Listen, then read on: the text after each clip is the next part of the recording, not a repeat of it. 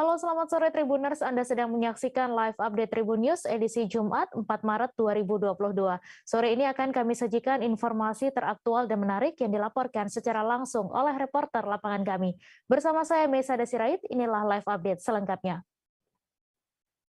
Menjelang bebasnya Angelina Sondag dari Lapas Perempuan Pondok Bambu, Jakarta, orang tua Angie, Prof. Luki Sondag, lebih banyak berada di Jakarta. Warga sekitar kediaman Prof. Luki Sondag di Kelurahan Batu, Kota Lingkungan 3, Manado mengatakan sudah 3 bulan belakangan tidak melihat keberadaan Prof. Luki Sondag dan istri. Untuk mengetahui info lebih detailnya, sudah bergabung bersama kami rekan jurnalis Tribun Manado, Fernando Lumowa, yang akan menyampaikan laporannya. Silakan, Fernando. Baik, terima kasih rekan Mei. Perlu kami laporkan bahwa kemarin Angelina Sondag terdakwa kasus korupsi Wisma Atlet Palembang dibebas dari Lapas Perempuan Pondok Bambu, Jakarta. Dan kami melakukan pemantauan di kediaman orang tua Angie yang ada di Kelurahan Batu Kota Lingkungan 3, Kecamatan Malalayang, Kota Manado, Provinsi Sulawesi Utara. Dan dari hasil pantauan kami, rumah tersebut kosong karena 2 gerbang utama yang ada itu dikunci atau digembok dari luar. Dan dari hasil wawancara, hasil perbincangan kami dengan warga sekitar bahwa memang rumah itu akhir-akhir ini memang sering kosong. Dan menurut warga sekitar kurang lebih 3 bulan terakhir, Prof. Luki Sondag atau ayah dari Angelina Sondag tidak pernah lagi kelihatan. Biasanya Prof. Luki dan istri jika ada di Manado, pasti selalu berkumpul bersama dengan jemaat gereja di mana dia beribadah.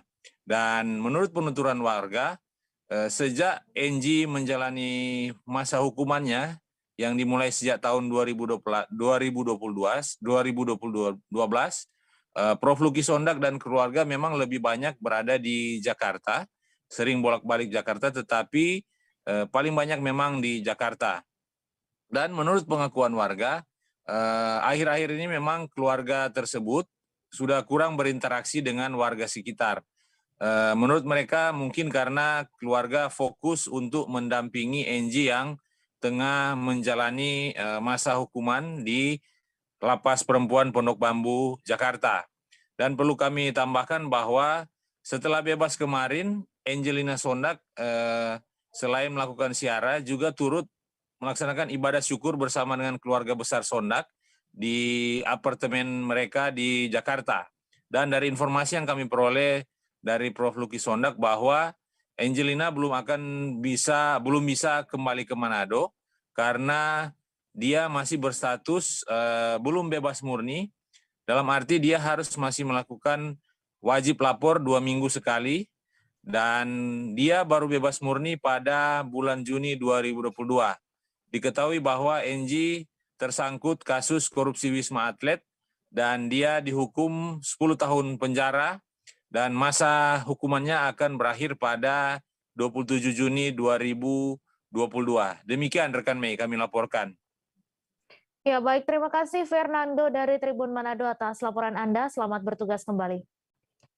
Kita beralih ke informasi selanjutnya, Tribuners. Politikus Angelina Sondag dikabarkan akan berlibur ke Bali bersama keluarga setelah bebas dari penjara atas kasus korupsi Wisma Atlet Palembang.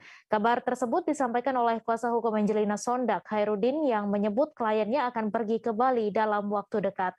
Untuk info lebih detailnya, sudah bergabung bersama kami rekan jurnalis Warta Kota, Ari Puji Waluyo, yang akan menyampaikan laporannya. Silakan, Ari.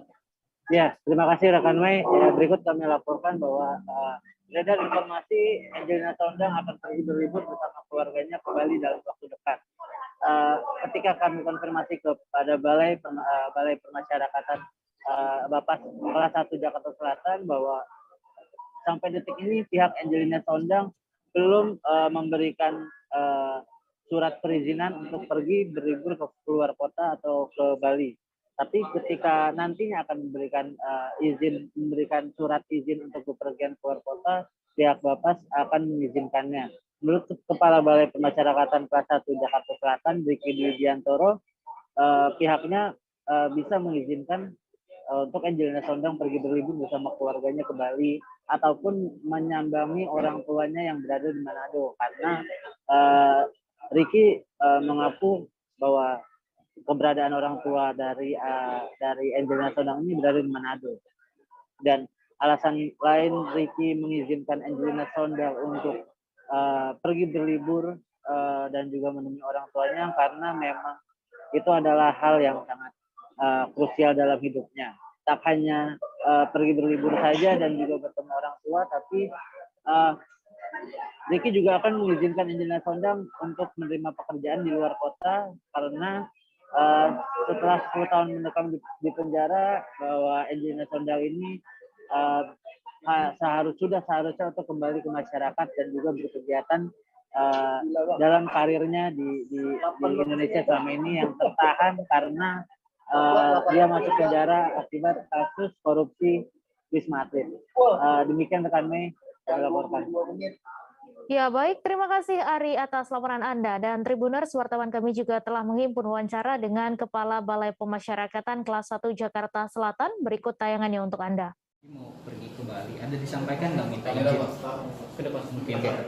Untuk permohonan itu sampai saat ini belum, baru ada rencana kemarin ingin berlibur ke Bali, tapi sampai saat ini belum ada permohonan dari yang bersangkutan untuk mengajukan izin keluar kota.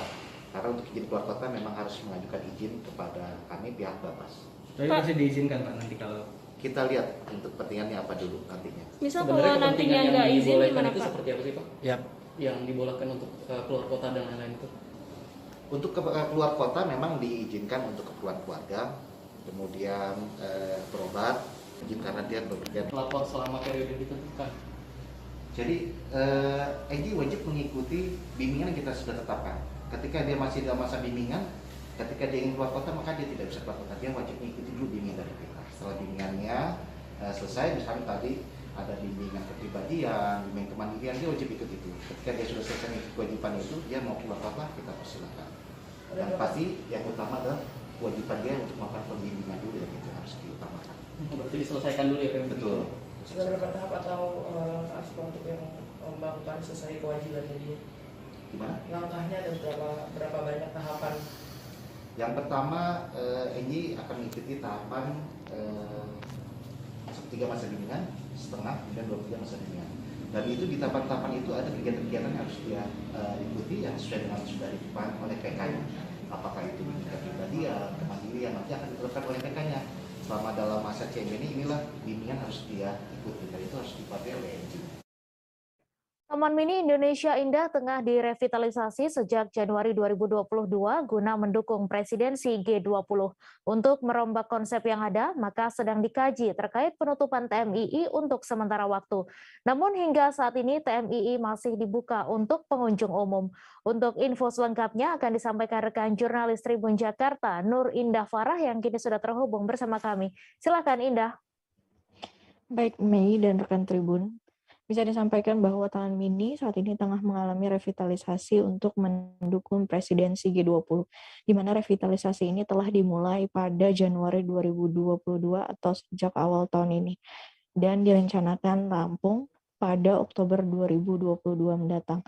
Adapun hal ini tertuang dalam Perpres nomor 116 tahun 2021, di mana konsep yang diusung ini bernama Indonesia Opera, di mana nantinya Taman Mini sendiri bakal bertransformasi menjadi Ultimate Showcase of Indonesia, sehingga merombak konsep yang ada, dan nantinya Taman Mini ini 70%-nya terdiri dari ruang hijau dan 30%-nya terdiri dari bangunan seperti anjungan dan museum.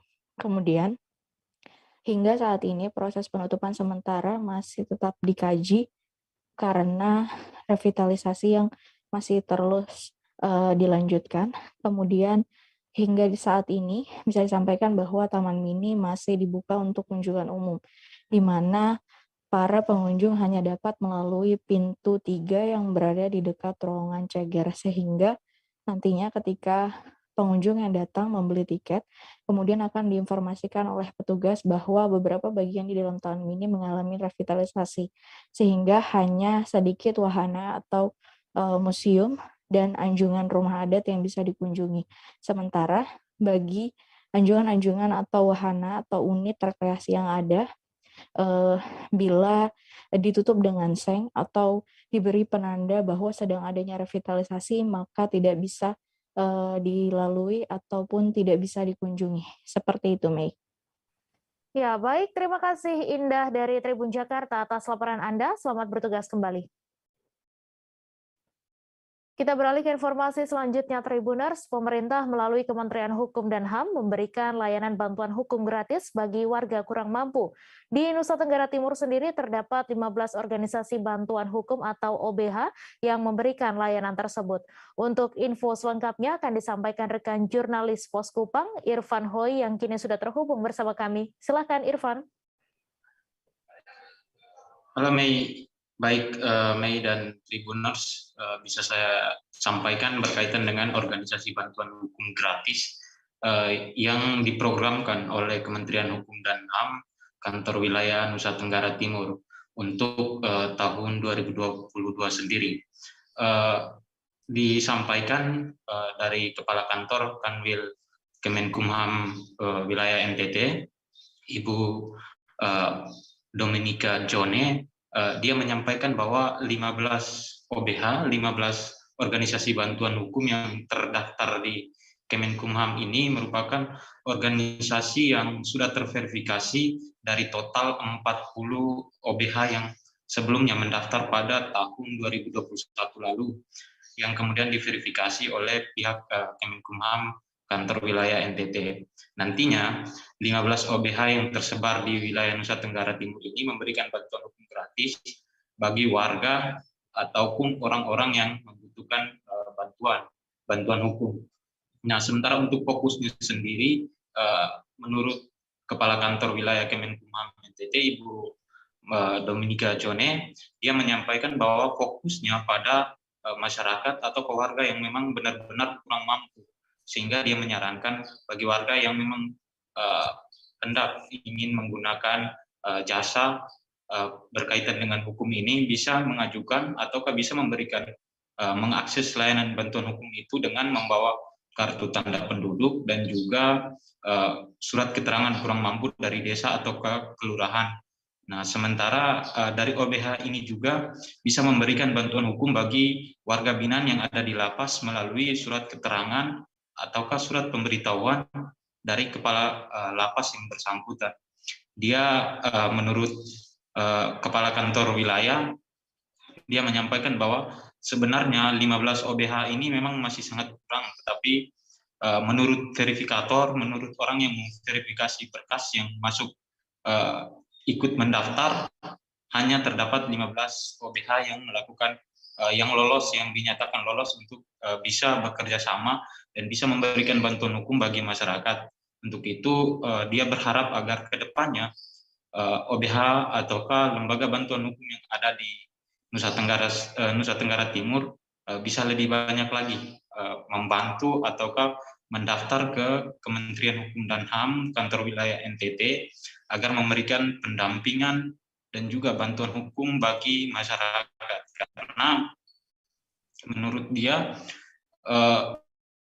anggaran yang disediakan oleh pemerintah juga diberikan kepada OBH yang berkaitan, sehingga OBH tidak perlu khawatir mengenai anggaran, karena anggaran itu yang pastinya akan diberikan kepada OBH yang bersedia ataukah mampu untuk bekerja sama dengan Kanwil Kemenkumham NTT sendiri. Sebagai informasi bahwa total anggaran sendiri untuk OBH ataukah yang ada di Kanwil Kemenkumham NTT sendiri sekitar 700-an juta untuk tahun anggaran 2022. Nantinya dari total anggaran ini kemudian dibagi ke 15 OBH itu.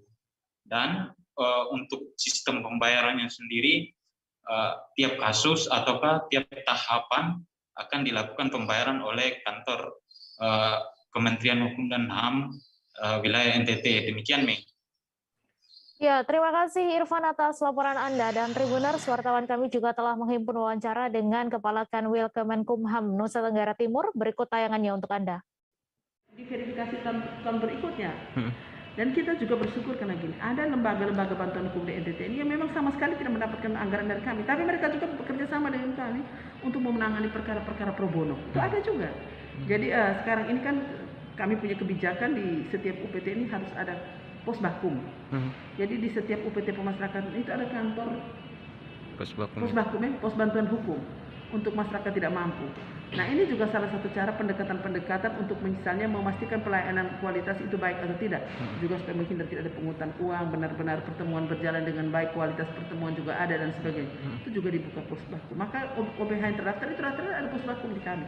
Di Timur hampir semua sudah ada. Di Kupang ini sudah ada rutan Kupang sudah ada pos baku. Jadi begitu tahanan masuk mereka langsung bisa dapat pelayanan dari kita. Itu pendekatan-pendekatan pelayanan. Kami juga berusaha untuk bagaimana makin banyak orang yang mendapatkan bantuan hukum secara gratis kerjasama dengan pemerintah daerah. Ada beberapa kabupaten sudah alokasikan dan melalui peraturan daerah pemberian bantuan hukum bagi orang tidak mampu di daerah. Miskinnya minta maaf, orang miskin di daerah. Pembayaran ke kami. Kebetulan di sini hadir saya punya kasubitnya, jadi dan tidak bisa bantu menjelaskan bagaimana tahapan pembayaran. Kami ingin ke depan jangan hanya persidangan lah. Penyidikan juga penting. Harusnya dari penyidikan itu sudah ada penasihat hukum. Nah, selama ini di permintaan pembayaran realisasi keuangan itu banyak pada tingkat persidangan. Juga di non litigasi, misalnya memberikan penjelasan hukum, menjadi mediator dan sebagainya, mediasi kasus dan sebagainya. Penuntutan 2 juta juga, di persidangan 3 juta, banding 1 juta, kasasi 1 juta, PK 1 juta. Kami akan kembali selesai jeda sejenak Tribuners, tetap di live update. Oke, apa kabar Bang Arif di sini untuk strateginya? Kalau saya sendiri di Jumip 37 ini yang semalam baru mulai, saya udah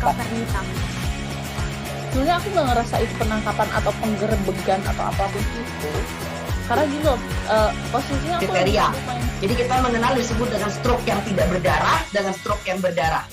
Stroke yang tidak berdarah itu biasanya ditandai dengan adanya penyumbatan. Kalau itu terjadi di sini mungkin pikirnya tidak ke situ kali ya, tapi kalau di Korea atau di Kamboja itu ada beberapa paper yang saya itu mas, ya dulunya tukang koran. Oh gitu ya. Tukang koran. Ya, saya baca itu Pak. Tuh kan pernah baca kan? Ya. Jadi kalau saya jadi pangdam itu udah bersyukur banget. Si anak ini dijadikan sebagai tersangka begitu.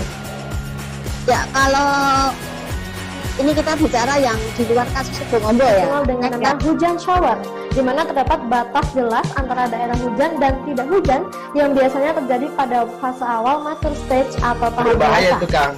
Jadi mulai artinya terjadinya perlembekan. Nah itu untuk penetrasi akan sulit. Gitu ya. Dok saya ini menurut saya memang tidak mudah, bukan urusan tanah diambil. Kalau misalnya Amerika Serikat sekarang. Rasulullah mengatakan dalam sebuah hadis bahwa berpuasa di 6 hari Syawal itu. Oke, apa kabar Bang Arif di sini untuk strateginya? Kalau saya sendiri di Jumip 37 ini yang semalam baru mulai, saya udah sebenarnya aku nggak ngerasa itu penangkapan atau penggerebegan atau apapun itu. Karena gini loh, posisinya kriteria. Jadi kita mengenal disebut dengan stroke yang tidak berdarah dengan stroke yang berdarah. Stroke yang tidak berdarah itu biasanya ditandai dengan adanya penyumbatan. Kalau itu terjadi di sini mungkin pikirnya tidak ke situ kali ya, tapi kalau di Korea atau di Kamboja itu ada beberapa paper yang saya itu mas, ya dulunya tukang koran. Oh gitu ya. Tukang koran. Ya, saya baca itu Pak. Tuh kan pernah baca kan? Ya. Jadi kalau saya jadi pangdam itu udah bersyukur banget. Si anak ini dijadikan sebagai tersangka begitu. Ya kalau ini kita bicara yang di luar kasus Sibolga ya. Dengan nama hujan shower. Terima kasih Anda masih menyaksikan live update. Kecelakaan beruntun terjadi di Liang Anggang, Banjarbaru, Kalimantan Selatan pada Kamis 3 Maret 2022. Kecelakaan ini melibatkan 3 unit mobil truk kuning, truk Isuzu putih, dan pick-up Panther. Untuk info selengkapnya akan disampaikan oleh rekan Siti Bulkis, wartawan Banjarmasin Post yang kini sudah terhubung bersama kami. Silakan Siti.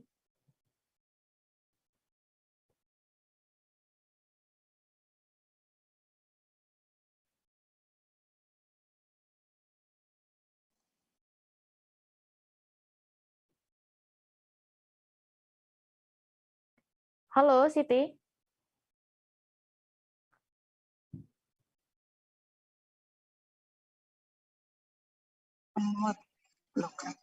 Halo?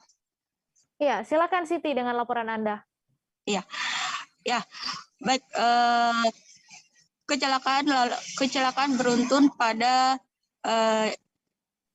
Kamis 3 Maret 2021 sekitar pukul 8.30 terjadi di Jalan Ayani kilometer 25 atau Jalan Jurusan Plehari, Landasan Ulin, Liang Ganggang, Banjarbaru, Kalimantan Selatan.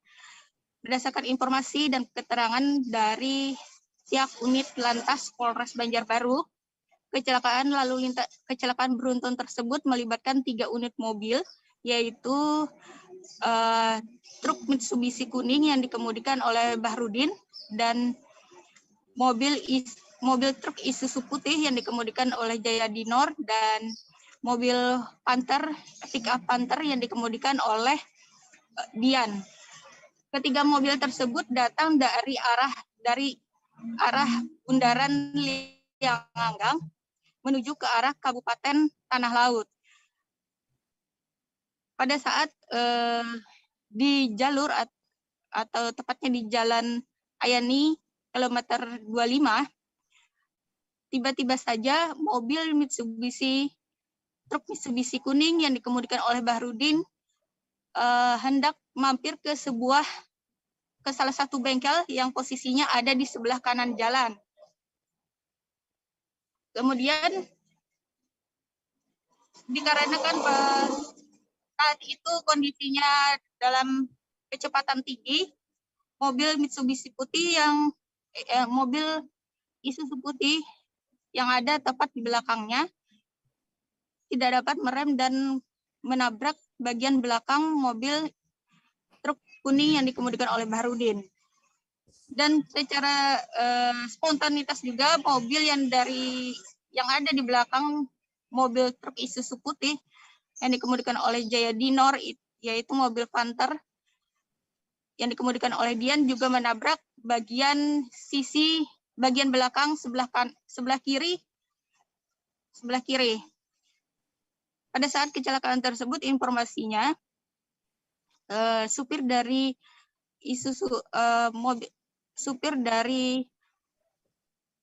pick-up Panther itu sempat terjepit, namun sempat juga menghindar ke sebelah kiri sehingga tidak mengalami luka yang cukup parah. Saat dievakuasi,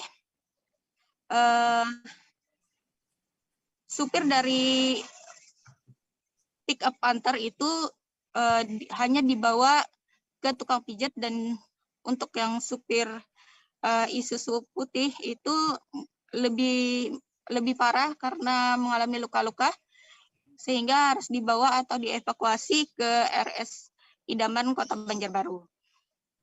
Berdasarkan informasi juga dari unit laka Polres Banjarbaru, di jalan tersebut atau tepatnya di tempat kejadian perkara itu memang semenjak jalan tersebut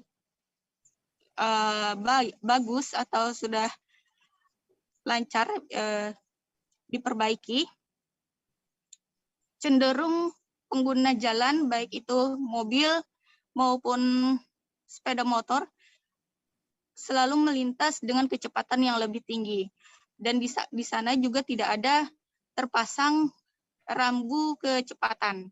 Nah, untuk itu dari pihak unit laka Polres juga berharap untuk dipasang rambu-rambu di kawasan tersebut. Dan berdasarkan dari keterangan juga dari pihak warga sekitar, memang di kawasan tersebut memang sering terjadi kecelakaan lalu lintas karena memang 1 bulan terakhir ini sejak diperbaiki memang lebih pengendara motor maupun mobil memang lebih cepat, terutama saat malam hari. Baik. Ya, baik. Terima kasih Siti Bulkis dari Banjarmasin Pos atas laporan Anda. Selamat bertugas kembali. Kita beralih ke informasi selanjutnya, Tribuners. Polres Sorongkota, Polda Papua Barat kembali menangkap seorang DPO pembunuhan korban bernama Kani Rumaf di sekitar wilayah Double O, Kota Sorong, Papua Barat pada Jumat 4 Maret. Kapolres Sorongkota, AKBP Johannes Kindangan mengatakan DPO yang telah ditangkap berinisial HR. HR ditangkap di Tidore, Maluku Utara. Untuk info selengkapnya akan disampaikan oleh rekan Safwan Ashari, wartawan Tribun Papua Barat yang kini sudah terhubung bersama kami. Silakan Safwan. Ya, halo, selamat sore menjelang malam Mei dan juga Tribuners dimanapun Anda berada. Hari ini dapat saya kabarkan dari Kota Sorong, Papua Barat bahwa terkait dengan informasi penangkapan DPO pembunuhan terhadap Kani Rumaf, salah satu pemuda yang bertikai pada saat kejadian yang terjadi beberapa waktu lalu di sekitar wilayah Double O Kota Sorong sendiri. Sampai saat ini telah tertangkap seorang DPO yang berinisial HR, yang mana beliau DPO tersebut ditangkap sekitar kurang lebih tanggal 18 Februari kemarin. DPO tersebut ditangkap di wilayah Maluku Utara, dan berdasarkan keterangan yang kami peroleh dari Kapolres Sorongkota sendiri, beliau menjelaskan bahwa kronologis dari kejadian tersebut adalah HR ketika itu mengambil sebilah pisau dari dalam bar Double O Kota Sorong dan bergabung dengan sejumlah pelaku pembunuhan Kani Rumaf pada saat itu, dan sempat melakukan turut serta melakukan pembunuhan terhadap Kani Rumaf. Dan berdasarkan update terbaru data yang kami peroleh dari Kapolres Sorongkota sendiri, tersangka yang telah ditangkap, tersangka khususnya untuk pembakaran Double O Sorong sendiri hingga saat ini berjumlah 12 orang, sementara tersangka pembunuhan hingga saat ini sudah bertambah menjadi 3 orang, sementara DPO sendiri untuk DPO pembakaran hingga sekarang masih tersisa 1 orang, sementara DPO pembunuhan itu sendiri masih tersisa 1 orang juga begitu. Dan berdasarkan keterangan yang kami peroleh dari Kapolres Sorongkota, tersangka yang berinisial HR ini dijerat dengan pasal 338 Jumto pasal 55 ayat 1 dan pasal 170 dengan ancaman hukuman di atas 15 tahun penjara begitu. Ya, baik, terima kasih Safwan Ashari atas laporan Anda, dan Tribuners, wartawan kami juga telah menghimpun wawancara dengan Kapolres Sorongkota. Berikut tayangannya untuk Anda. Kami sudah menangkap tersangka yang DPO yang sudah kami tangkap atas nama alias HR. DPO sudah tertangkap dengan kasus Double O. Jadi kasus ini sisa 2 lagi DPO, tinggal 1 lagi, tinggal 2, yang 1 pembakaran dan 1 yang pembunuhannya. Baik, mungkin ada dari rekan-rekan wartawan ingin menanyakan atau memberikan tanggapan untuk kami persilakan. Ya. Ditangkap di mana? Untuk penangkapannya bahwa tersangka kabur di wilayah Maluku Utara di Kecamatan Surpipi, Tidore. Jadi kami dapat informasi setelah kami cek, ternyata tersangka atas nama HR ini kami tangkap pada tanggal 18 Februari di Maluku Utara. Jadi untuk jumlah tersangkanya bertambah 1 lagi menjadi 20 tersangka dengan rangkaian kasus yang kebakaran dan termasuk juga pembunuhan. Dan izin perannya HR sendiri apa ini? Untuk perannya HR ini yaitu motifnya karena korban dan teman-temannya melakukan penyerangan duluan, sehingga dengan modus dia mengambil pisau bartender, dan untuk barang bukti sudah kami perlihatkan di depan, sehingga TSK bergabung dengan TSK yang lainnya yang sudah kami tangkap untuk melakukan pembunuhan pada rekan yang lain. Berarti yang Warga Desa Rajabasa Lama, Kecamatan Labuhan Ratu dikejutkan dengan ditemukannya jasad anak kecil tanpa kepala. Jasad anak kecil tersebut ditemukan di kebun semak belukar di Desa Rajabasa Lama, Kecamatan Labuhan Ratu, Lampung Timur pada Kamis 3 Maret pagi. Untuk info selengkapnya akan disampaikan rekan jurnalis Tribun Lampung, Yogi Wahyudi, yang kini sudah terhubung bersama kami. Silakan Yogi. Oke, selamat sore Tribuners. Jadi izin melaporkan, kemarin memang masyarakat Dusun Subing Jaya, Desa Rajabasa Lama, Kecamatan Labuhan Ratu, Kabupaten Lampung Timur, sempat digegerkan dengan ditemukannya satu mayat ya, mayat laki-laki umur 11 tahun tanpa kepala ya, terpisah dari badannya. Nah, kemarin memang sempat ada bentrok antara warga dengan kepolisian karena tidak ditemukannya pelaku. Nah, ketika kepolisian melakukan penelusuran, akhirnya pelaku ditangkap ya. Dan tadi baru saja mendapat update terbaru.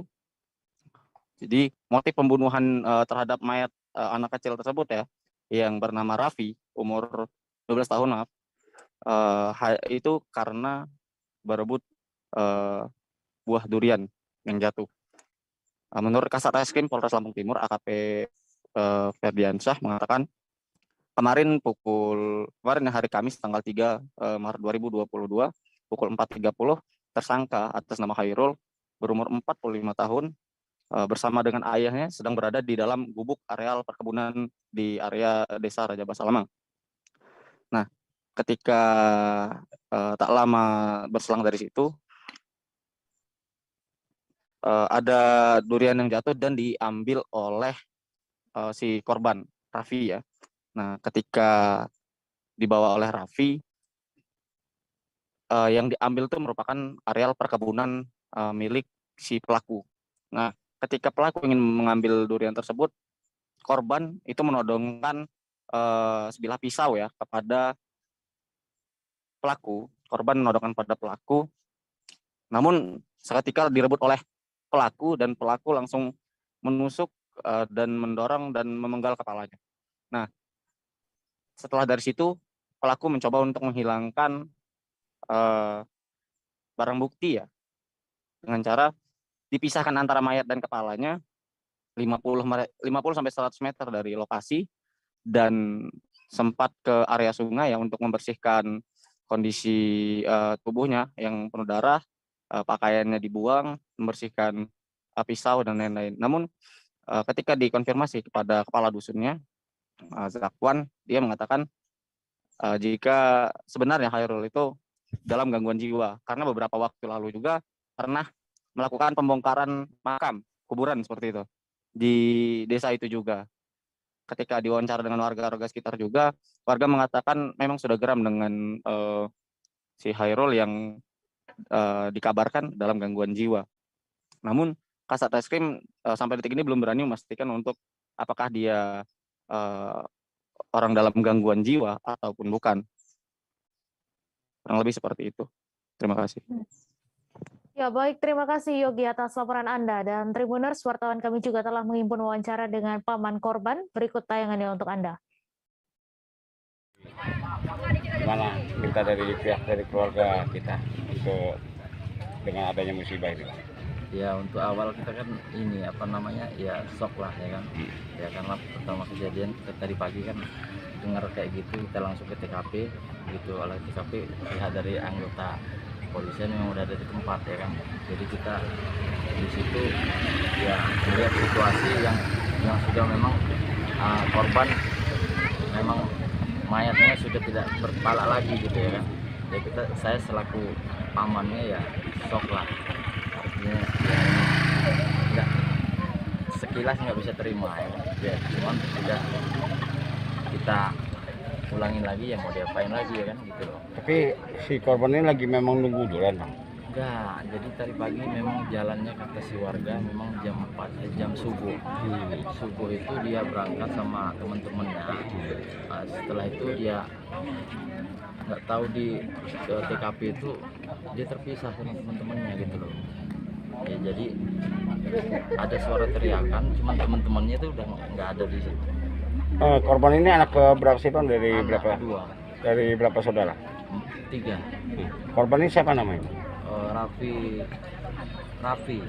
Kelas berapa Kelas sih? 5 SD. Abang namanya apa? Mispan.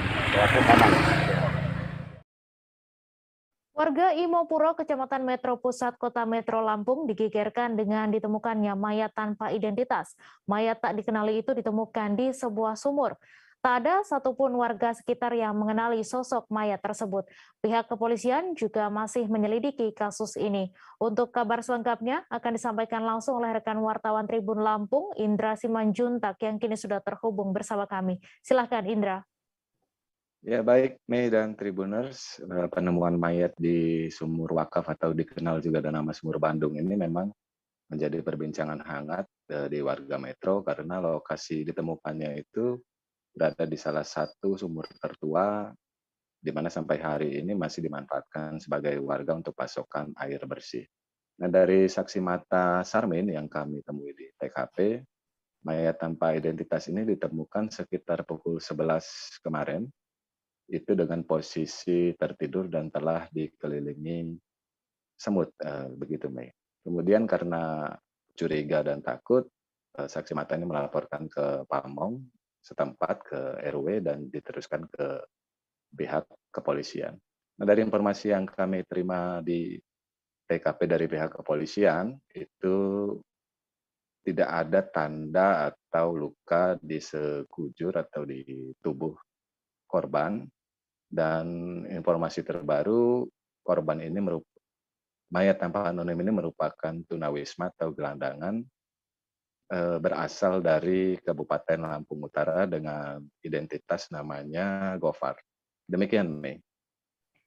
Ya, baik. Terima kasih Indra dari Tribun Lampung atas laporan Anda. Selamat bertugas kembali.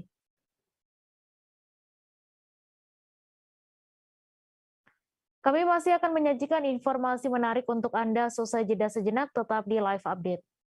Oke, apa kabar Bang Arif di sini untuk strateginya? Kalau saya sendiri di Jumip 37 ini yang semalam baru mulai, saya udah sebenarnya aku nggak ngerasa itu penangkapan atau penggerebegan atau apapun itu, karena gini loh, posisinya aku kriteria. Jadi kita mengenal disebut dengan stroke yang tidak berdarah dengan stroke yang berdarah. Stroke yang tidak berdarah itu biasanya ditandai dengan adanya penyumbatan. Kalau itu terjadi di sini mungkin pikirnya tidak ke situ kali ya, tapi kalau di Korea atau di Kamboja itu ada beberapa paper yang saya itu Mas, ya, dulunya tukang koran.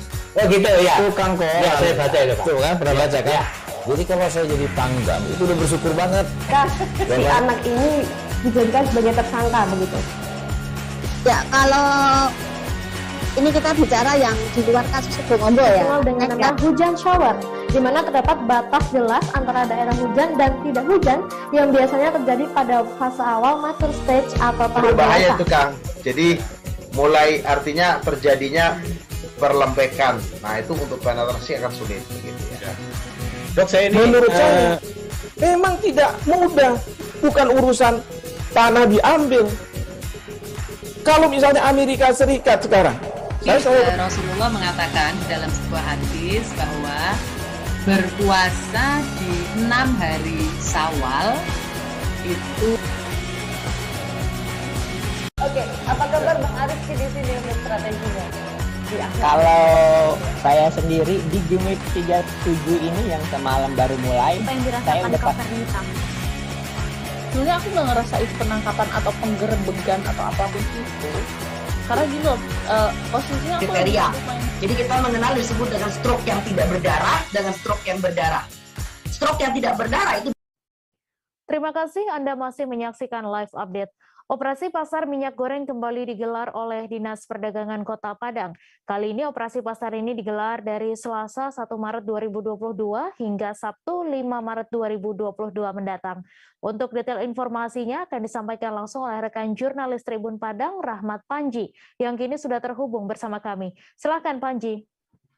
Baik, rekan Mei, sebelumnya operasi pasar ini dilakukan oleh Dinas Perdagangan Kota Padang menggandeng Apical Group dengan beberapa PT-nya. Operasi ini berlangsung dari hari Selasa kemarin itu rekan Mei sampai besok Sabtu. Berbeda dari sebelumnya, operasi pasar kali ini dilakukan di pasar satelit. Jadi Pasar Raya Padang, Pasar Tanah Kongsi, dan Pasar Bandar Buat, serta 5 pasar lainnya. Jadi ada 8 pasar satelit yang tempat dilakukan operasi pasar minyak goreng. Lalu untuk operasi pasar minyak goreng ini dilakukan oleh pihak Dinas Perdagangan karena melihat situasi distribusi minyak goreng di Kota Padang yang masih sulit, serta harga eceran tertinggi minyak goreng di Kota Padang juga masih belum merata. Seperti itu rekan Mei. Ya baik, terima kasih Rahmat Panji dari Tribun Padang atas laporan Anda. Selamat bertugas kembali. Kita beralih ke informasi selanjutnya, Tribuners. Ketersediaan minyak goreng hingga saat ini masih terbatas, termasuk di Kabupaten Tanah Laut, Kalimantan Selatan. Sejumlah toko di pasar tradisional di Kota Pelaihari banyak yang tak memiliki stok sejak beberapa hari lalu. Karena itu, begitu datang pasukan minyak goreng, warga langsung berdatangan untuk memburu minyak goreng. Untuk detail informasinya akan disampaikan langsung oleh rekan jurnalis Banjarmasin Post, Roy, yang kini sudah terhubung bersama kami. Silakan Roy. Ya, terima kasih. Selamat sore rekan Mei. Kami informasikan seperti di sejumlah daerah lain di negeri ini, termasuk di Kalimantan Selatan dan beberapa daerah di Kalimantan Selatan, di Kabupaten Tanah Laut hingga saat ini pasokan atau ketersediaan minyak goreng juga masih terbatas. Di sejumlah kios-kios pedagang di pasar tradisional di Kota Pelaihari juga masih belum seluruhnya memiliki ketersediaan stok. Karena itu masyarakat di daerah ini, terutama kalangan ibu-ibu rumah tangga maupun mereka yang beraktivitas seperti pedagang-pedagang makanan, gorengan, mengalami kesulitan dan juga mulai memunculkan kegundahan di kalangan mereka karena semakin sulit mendapatkan minyak goreng. Kemudian pada kemarin ada beberapa toko besar di pasar tradisional Kota Pelaihari yang mendapatkan pasokan minyak goreng dalam jumlah lumayan banyak, seperti diantaranya di toko Amda, itu mendapatkan 400 karton atau totalnya sekitar 8.000 ke atas liter. Sejak pagi sekitar pukul 9 dibuka toko tersebut, warga juga terus berdatangan, dan kemudian dari pihak pemilik toko akhirnya membatasi pembelian karena tingginya animo masyarakat, di mana ketika awal saat pagi itu dilayani sekitar pembelian 3 bal, kemudian karena ternyata cukup banyak masyarakat yang terus berdatangan sehingga kemudian hanya dilayani 1 bal dengan tujuan agar ketersediaan tersebut bisa merata ke masyarakat di Kota Pelaihari. Demikian rekan Mei. Ya, baik, terima kasih Roy atas laporan Anda. Dan Tribuners, wartawan kami juga telah menghimpun wawancara dengan pedagang sembako. Berikut tayangannya untuk Anda. Pak, siapa kelanjutan Pak? Pak nih. Dari mana nih? Dari Desa Panyipatan, Kuringkit. Jualan-jualan? Nggih, jualan di warung. Ini dapat minyak ya? Nggih. Ya, sudah berapa hari nggak dapat minyak? Sekitar semingguan lah. Semingguan lah. Nggih. Jadi cari-cari susah jual lah? Susah benar mencarinya. Baru dapat hari ini lah? Baru hari ini dapat, baru ke pasar hari ini. Di Tokopedia berarti kosong nih minyak goreng? Di sana ada aja, cuman mahal. Jualannya mahal. Kian jualan sembako juga kan? Nggih, jual sembako juga. Masuk minyak goreng juga? Nggih. Tapi masih ada di Tokopedia? Masih ada? Ada, cuman yang mahal tadi. Oh, itu berapaan? Harga 19 dia dulu menjual. Kalau ini dapat murah tadi ya? Dapat murah. Dapat tadi ini? Dapat harga 14, ini 14.000. Cuman dapat beli cepat sedikit ya? Dapat 1 bal aja. Nggak boleh lebih ya? Nggak bisa. Ini Pak ya? Oh ini Pak Ani mendapatkan minyak goreng murah di toko Amda Pelaihari. Dia merasa sangat senang karena mencari minyak goreng juga cukup susah ya. Oke, ini langsung mau pulang Pak ini? mau cari-cari lagi, mudah-mudahan dapat ya. Oh ya, baik. Terima kasih Pak. Daging sapi di Pasar Selipi, Kecamatan Palmerah, Jakarta Barat sudah mulai berjualan kembali pada Jumat 4 Maret pagi. Sebelumnya, para pedagang melakukan aksi mogok berjualan karena harga daging impor terlalu mahal, yaitu Rp140.000. Seorang pedagang daging sapi mengaku selama 4 hari mogok berjualan karena sudah merugi sekira Rp1 juta. Untuk detail informasinya akan disampaikan langsung oleh rekan jurnalis Warta Kota, Miftahul Munir yang kini sudah terhubung bersama kami. Silahkan Munir. Baik, Sobat Tribuners, saya akan menjelaskan bahwa pada hari ini para pedagang daging sapi mulai kembali berjualan di Pasar Selipi, Palmerah, Jakarta Barat, di mana para pedagang ini tidak ada perubahan meskipun sudah mogok 5 hari karena memang harga daging masih tinggi sekira Rp140.000 per kilogramnya, dan ia berharap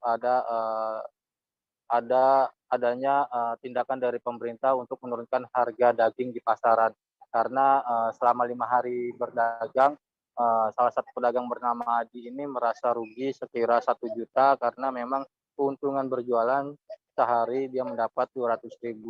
Nah, Adi pun belum mengetahui apakah dalam waktu dekat ini bakal ada mogok susulan dari para pedagang sapi di pasar karena memang aksi mogok ini masih menunggu dari asosiasi, dan juga ia berharap para asosiasi pedagang daging sapi ini melakukan negosiasi dengan pemerintah untuk menurunkan harga supaya para pedagang ini mendapatkan keuntungan. Sementara untuk harga tulang rusuk itu dijual oleh Adi sekira 100.000 per kilogramnya. Sebelumnya harga rusuk itu hanya dijual 80.000 per kilogramnya. Sehingga terjadi kenaikan 20.000 baik di daging ataupun di tulang rusuk. Begitu rekan Mei. Baik, terima kasih Miftahul Munir, wartawan Warta Kota atas laporan Anda. Selamat bertugas kembali. Kami masih akan menyajikan informasi menarik untuk Anda. Selesai jeda sejenak, tetap di Live Update. Oke, apa kabar Bang Ariski di sini untuk strateginya? Kalau saya sendiri di Gimip 37 ini yang semalam baru mulai, saya udah pasti. Sebenarnya aku nggak ngerasa itu penangkapan atau penggerebegan atau apapun itu. Karena gini loh, posisinya aku kriteria. Jadi kita mengenal disebut dengan stroke yang tidak berdarah dengan stroke yang berdarah. Stroke yang tidak berdarah itu biasanya ditandai dengan adanya penyumbatan. Kalau itu terjadi di sini mungkin pikirnya tidak ke situ kali ya, tapi kalau di Korea atau di Kamboja itu ada beberapa paper yang saya itu Mas, ya, dulunya tukang koran. Oh gitu ya. Tukang koran. Ya, saya baca itu Pak. Tuh kan, pernah baca kan? Ya. Jadi kalau saya jadi pangdam itu udah bersyukur banget. Si anak ini dijadikan sebagai tersangka begitu. Ya, kalau ini kita bicara yang di luar kasus Sebongombo ya. Dengan nama hujan shower, di mana terdapat batas jelas antara daerah hujan dan tidak hujan yang biasanya terjadi pada fase awal mature stage atau tahap berbahaya itu Kang. Jadi mulai artinya terjadinya perlembekan. Nah itu untuk penetrasi akan sulit. Begitu ya. Dok, saya ini menurut saya memang tidak mudah, bukan urusan tanah diambil. Kalau misalnya Amerika Serikat sekarang, Rasulullah mengatakan dalam sebuah hadis bahwa berpuasa di 6 hari Syawal itu. Oke, apa kabar Bang Ariski di sini untuk strateginya? Kalau saya sendiri di Gimip 37 ini yang semalam baru mulai, saya udah pasti. Sebenarnya aku nggak ngerasa itu penangkapan atau penggerebegan atau apapun itu. Karena gini loh, posisinya kriteria. Jadi kita mengenal disebut dengan stroke yang tidak berdarah dengan stroke yang berdarah. Stroke yang tidak berdarah itu biasanya ditandai dengan adanya penyumbatan. Kalau itu terjadi di sini mungkin pikirnya tidak ke situ kali ya, tapi kalau di Korea atau di Kamboja itu ada beberapa paper yang saya itu Mas, ya, dulunya tukang koran. Oh gitu ya. Tukang koran. Ya, saya baca itu Pak. Tuh kan, pernah baca kan? Ya. Jadi kalau saya jadi pangdam itu udah bersyukur banget. Si anak ini dijadikan sebagai tersangka begitu.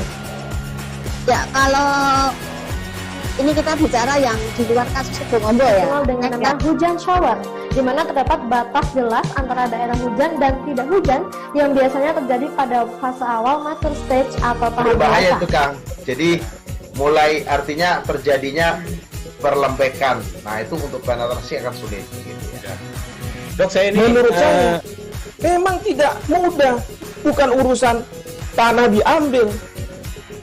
Kalau misalnya Amerika Serikat sekarang, Rasulullah mengatakan dalam sebuah hadis bahwa berpuasa di 6 hari Syawal itu. Oke, apa kabar Bang Arif di sini untuk strateginya? Kalau saya sendiri di Jumip 37 ini yang semalam baru mulai, saya udah sebenarnya aku nggak ngerasa itu penangkapan atau penggerebegan atau apapun itu, karena gini loh, posisinya aku kriteria. Jadi kita mengenal disebut dengan stroke yang tidak berdarah dengan stroke yang berdarah. Stroke yang tidak berdarah itu biasanya ditandai dengan adanya penyumbatan. Kalau itu terjadi di sini mungkin pikirnya tidak ke situ kali ya, tapi kalau di Korea atau di Kamboja itu ada beberapa paper yang Saya itu Mas, dulunya tukang koran. Oh gitu ya. Tukang koran. Ya, saya baca itu Pak. Tuh kan, pernah baca kan? Jadi kalau saya jadi pangdam itu udah bersyukur banget. Si anak ini dijadikan sebagai tersangka begitu. Ya, kalau ini kita bicara yang di luar kasus Sebongombo ya. Dikenal dengan nama hujan shower, di mana terdapat batas jelas antara daerah hujan dan tidak hujan yang biasanya terjadi pada fase awal mature stage atau tahap berbahaya dewasa. itu Kang. Jadi mulai artinya terjadinya perlembekan. Nah itu untuk penetrasi akan sulit. Gitu ya. Dok, saya ini menurut saya memang tidak mudah, bukan urusan tanah diambil. Kalau misalnya Amerika Serikat sekarang, Rasulullah mengatakan dalam sebuah hadis bahwa berpuasa di 6 hari Syawal itu. Oke, apa kabar Bang Arif di sini untuk strateginya? Kalau saya sendiri di Jumip 37 ini yang semalam baru mulai, saya udah sebenarnya aku nggak ngerasa itu penangkapan atau penggerebegan atau apapun itu, karena gini loh, posisinya aku kriteria. Jadi kita mengenal disebut dengan stroke yang tidak berdarah dengan stroke yang berdarah. Stroke yang tidak berdarah itu biasanya ditandai dengan adanya penyumbatan. Kalau itu terjadi di sini mungkin pikirnya tidak ke situ kali ya, tapi kalau di Korea atau di Kamboja itu ada beberapa paper yang Saya itu Mas, dulunya tukang koran. Oh gitu ya. Tukang koran. Ya, saya baca itu Pak. Tuh kan, pernah baca kan? Jadi kalau saya jadi pangdam itu udah bersyukur banget. Si anak ini dijadikan sebagai tersangka begitu. Ya, kalau ini kita bicara yang di luar kasus Sebongombo ya. Dikenal dengan nama hujan shower, di mana terdapat batas jelas antara daerah hujan dan tidak hujan yang biasanya terjadi pada fase awal mature stage atau tahap berbahaya dewasa. itu Kang. Jadi mulai artinya terjadinya perlembekan. Nah itu untuk penetrasi akan sulit. Gitu ya. Dok, saya ini menurut saya memang tidak mudah, bukan urusan tanah diambil.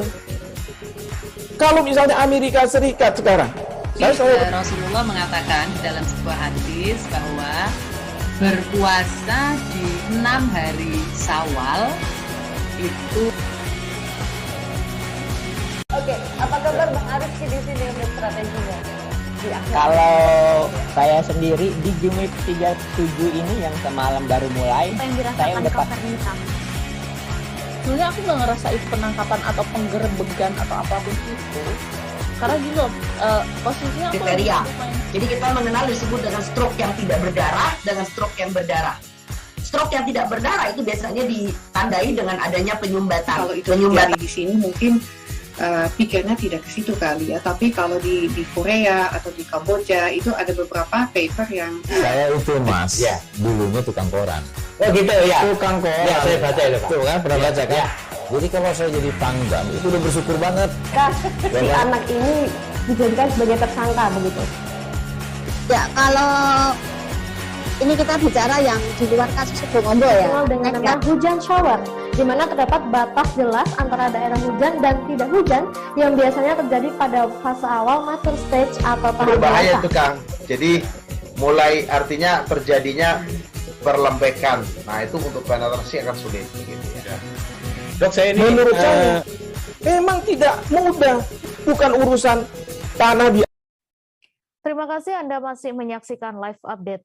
Harga tandan buah segar atau TBS kelapa sawit di tingkat pabrik CPO PT Gemilang Cahaya Mentari Desa Tiangtara, Kecamatan Bakam, terhitung naik tajam, mencapai harga fantastis Rp3.850 per kilogram TBS.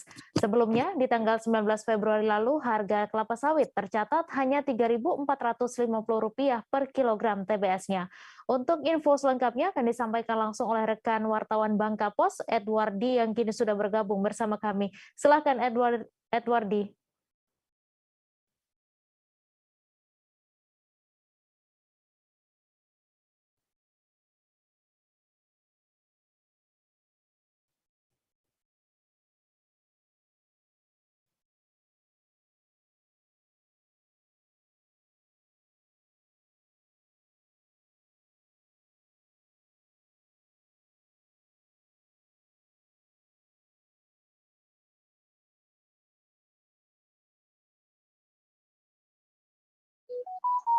Silakan Edwardi dengan laporan Anda.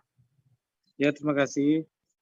Memang benar sejak tanggal 3 Maret ini harga tandan buah segar kelapa sawit di Pulau Bangka mengalami kenaikan fantastis mencapai harga rekor tertinggi Rp3.850 per kilogram TBS.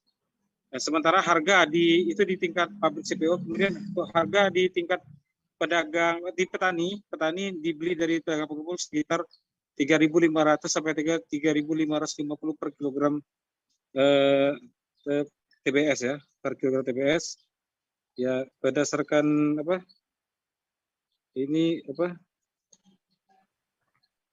harga beli memang berdasarkan informasi yang kita peroleh dari Bapak Jamaludil, Ketua Apkasindo dari Bangka, memang beliau meminta agar para pedagang pengepul bertindak jujur kepada petani, karena dengan harga kenaikan ini harusnya petani kelapa sawit semakin sejahtera ya. Contohnya di Provinsi Bangka Belitung merupakan dua provinsi, ada dua pulau sawit, itu Bangka dan Belitung. Nah, sementara di Pulau Belitung itu harga TBS sawit masih mengalami harga yang masih rendah, sekitar 3.200. Jadi banyak sekali selisihnya antara Pulau Bangka dan Pulau Belitung. Padahal di Pulau Belitung sendiri sudah ada pabrik refinery. Pabrik refinery yaitu pabrik pengolahan minyak CPO menjadi minyak goreng dan turunan dari CPO lainnya. Jadi memang Apkasindo Bangka mengimbau agar para pedagang atau pemilik pabrik yang ada di Pulau Bangka dan Belitung juga melakukan tarif harga eceran tertinggi TBS yang sama seperti di Pulau Bangka. Kemudian naiknya harga TBS sawit di Pulau Bangka dipicu juga dengan naiknya nilai tukar petani yang cukup tinggi ya. Saat ini memang kalau harga TBS yang terbesar itu masih dipegang oleh daerah Medan atau Sumatera Utara. Tapi bubble juga Bangka Belitung sebenarnya sudah mulai menyamai yang harga TBS yang sudah ada di Pulau Sumatera yang lebih dulu memang perkebunan sawitnya. Mungkin demikian yang bisa saya laporkan. Ya baik, terima kasih Edward di atas laporan Anda. Dan Tribuners, wartawan kami juga telah menghimpun wawancara dengan Ketua Apkasindo Kabupaten Bangka. Berikut tayangannya untuk Anda. Hari ini harga TBS di pabrik 3.850, di kalangan petani 3.550. Ada sebagian ini ya, ada sebagian 3.500 tergantung jarak tempuh ya. Harga sawit di Pulau Bangka saat ini hampir menyamai provinsi Sumatera Utara, Medan. Ya, jadi laporan kawan-kawan Apkasindo Pusat bahwa harga sawit kita pun tinggi dan nilai tukar petani pun tinggi di Kabupaten Bangka. Berkat sawit ya. Ya. Tapi lumayan lah ya ini. Lumayan. Di sebagian pabrik ada 3.860. Variasi lah ya. Ya, ada sebagian 3.700. Inilah tergantung pabrik masing-masing lah. Iya. Tapi yang tertinggi hari ini di pabrik tiang tarah BCM 3.850. Viral video seorang perempuan ditandu menggunakan sarung setelah melahirkan. Kejadian itu terjadi di Kabupaten Bandung, Jawa Barat. Wanita yang bernama Ranti tersebut harus dibawa menggunakan tandu lantaran akses jalan yang dilewati tidak bisa dilintasi mobil. Untuk detail informasinya akan disampaikan langsung oleh rekan jurnalis Tribun Jabar, Lutfi Ahmad Mauludin yang kini sudah terhubung bersama kami. Silahkan Lutfi. Ya, Mai. Selamat sore dan Tribuners dimanapun Anda berada. Ya, untuk video viral tersebut terjadi pada 27 Februari 2022. Nah, hal tersebut sebetulnya bukan menurut keterangan warga dan keluarga Ranti, kejadian tersebut bukan akan melahirkan, melainkan setelah melahirkan. Sebelumnya Ranti sempat dibawa ke Rumah Sakit Al-Ihsan untuk melahirkan, namun saat di Rumah Sakit Al-Ihsan belum ada pembukaan sama sekali, lalu Rumah Sakit Al-Ihsan untuk mengarahkan keluarga untuk membawa pulang kembali. Setelah pulang hingga rumahnya, Ranti mulai koneksi kembali, lalu kembali dibawa ke bidan terdekat di Desa Rancakole, Kecamatan Arjasari, Kabupaten Bandung. Di sana Ranti melahirkan dengan normal. Setelah melahirkan baru ia dibawa menggunakan tandu karena kondisi jalan sulit dilalui oleh kendaraan baik mobil ataupun motor. Karena jalan tersebut belum ada pengerasan sama sekali, masih tanah merah, dan kebetulan saat Ranti dibawa pulang jalan tersebut licin karena setelah diguyur hujan. Dengan adanya video viral tersebut, Bupati Bandung pun langsung merespon. Beliau menginstruksikan kepada Smart dan Dinas PUTR untuk meninjau secara langsung bagaimana kondisi jalan tersebut dan kondisi ibu yang telah melahirkan yang ditandu oleh kain sarung dan bambu tersebut. Menurut camat setempat, jalan yang rusak tersebut akan diperbaiki sepanjang 800 meter, dan memang kondisi rumah Ranti merupakan desa ataupun kampung cukup terpencil, hanya di situ hanya terdapat 8 keluarga saja yang tinggal berdekatan dengan rumah Ranti. Dan walau demikian pihak Dinas PUTR telah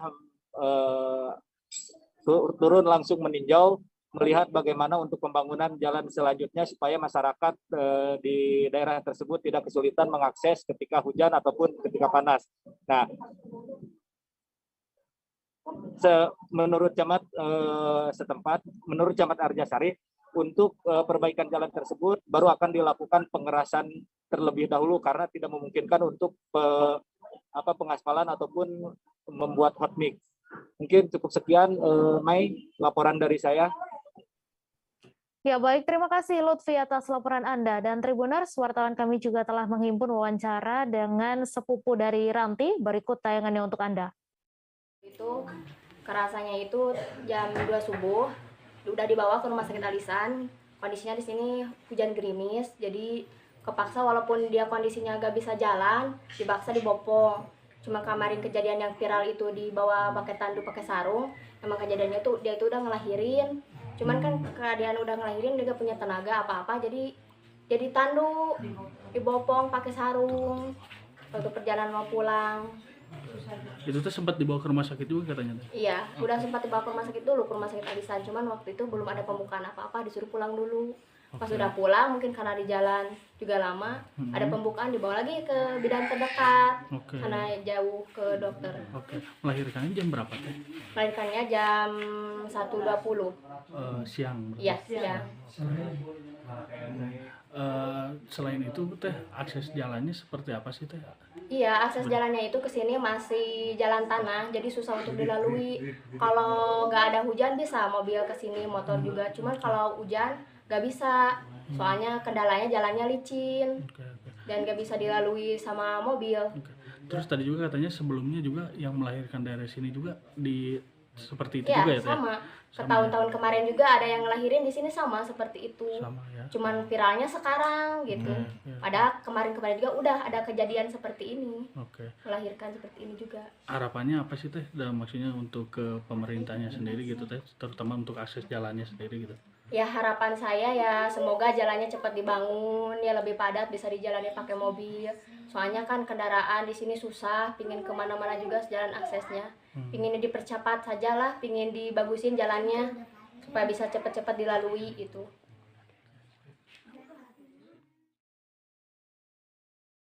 Tim WRU BKSDA Kalimantan Barat bersama petugas Sintang Orangutan Center atau SOC menyelamatkan satu individu orangutan yang dipelihara warga desa Bernayau, Kecamatan Sepauk, Sintang, Kalimantan Barat. Saat ini orangutan tersebut dititipkan sementara di Sintang Orangutan Center sebelum nantinya masuk bergabung ke sekolah orangutan untuk belajar beradaptasi sebelum dikembalikan ke habitatnya di hutan. Untuk info selengkapnya akan disampaikan rekan Agus Pujianto, wartawan Tribun Pontianak, yang kini sudah terhubung bersama kami. Silakan Agus. Baik, dan kita digunakan ada berada. Benar sekali, pada Selasa kemarin, tim WRU BKSDA Kalimantan Barat, Seksi Wilayah 2 Konservasi Sintang, itu merescue satu individu orangutan usia sekitar 5 tahun di Desa Bernayau, Kecamatan Sepauk, Kabupaten Sintang, Kalimantan Barat. Orangutan betina itu sudah dipelihara oleh warga setempat sekitar 4 tahun. Saat itu diperoleh saat masih bayi di Kabupaten Ketapang saat berburu. Pada saat itu warga tersebut melihat ada bayi orangutan yang ditinggal induknya, kemudian dibawa untuk dipelihara. Selama 4 tahun tersebut, orangutan tersebut sudah sangat jinak dan diperlakukan layaknya anak sendiri. Saat ini bayi orangutan tersebut berada di Sintang Orangutan Center untuk proses rehabilitasi sebelum nantinya dilepasliarkan ke hutan. Rencananya dalam waktu dekat juga setelah dinyatakan baik, kondisinya akan dilakukan sekolah orangutan. Kemudian informasinya juga bahwa orangutan yang di rescue tersebut untuk tahun yang 2002 ini baru yang pertama kali, dan BKSDA juga menyebut bahwa masyarakat saat ini sudah mulai aktif untuk melaporkan keberadaan satwa yang dilindungi kepada BKSDA. Kemudian BKSDA juga berharap agar masyarakat segera menghubungi BKSDA ketika ada melihat ataupun mengetahui keberadaan satwa yang dilindungi. Demikian. Ya, baik. Terima kasih Agus atas laporan Anda. Dan Tribuners, wartawan kami juga telah menghimpun wawancara dengan BKSDA Seksi Wilayah 2 Sintang. Berikut tayangannya untuk Anda. Usianya berapa? Penyelamatan orangutan ini yang berjenis kelamin betina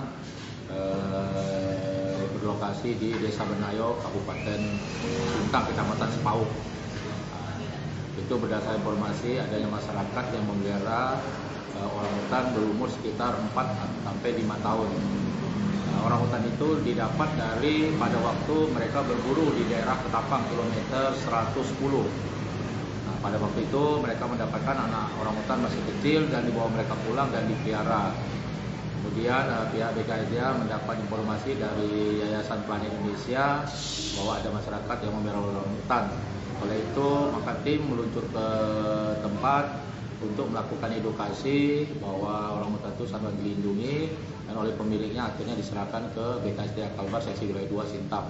Posisi orangutan itu sekarang berada di Sintang Orangutan Center untuk dilakukan pemeriksaan dan kemungkinan langsung rehab. Mudah-mudahan kalau nanti layak akan dirilis. Lepasliarkan gitu Pak? Iya.